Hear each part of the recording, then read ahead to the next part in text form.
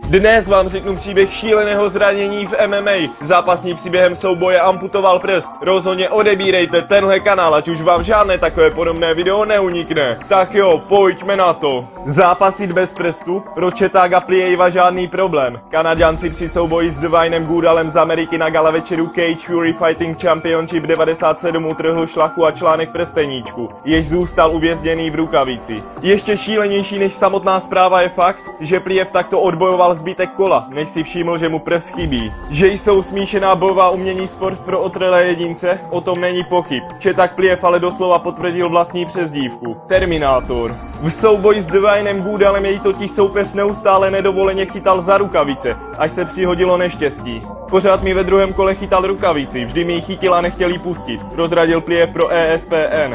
Cítil jsem, že mi zlomil prst, pořád mi za rukavici tahal, až mi ho zlomil, pokračovali jsme v zápase.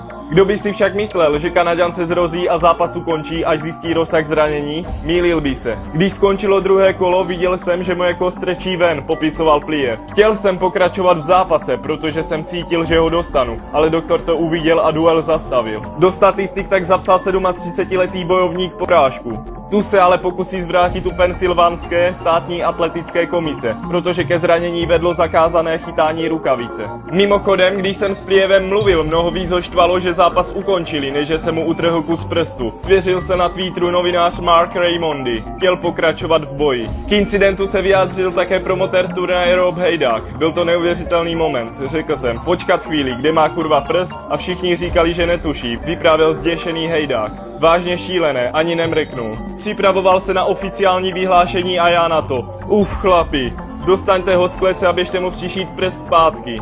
Plijev, který reprezentoval na olympijských hrách v roce 2012, poděkoval na Instagramu rodině, známým i fanouškům. Omlouvám se všem, kterým jsem individuálně neodpověděl. Jsou vás stovky, ale chci vám dát vědět, že jsem v pořádku. Napsal Kanaďan k fotce z nemocničního lůžka. Prst je zpět na svém místě. Bůh s vámi. Ten zápas ještě není u konce. Tak, to už je úplně všechno. Jestli se ti video líbilo, tak rozhodně klikni na tlačítko lajku. A jestli už nechceš přijít o žádné takové další video, tak klikni ještě na tlačítko odběru, vedle na tlačítko zvonečku a už ti vůbec nic neunikne.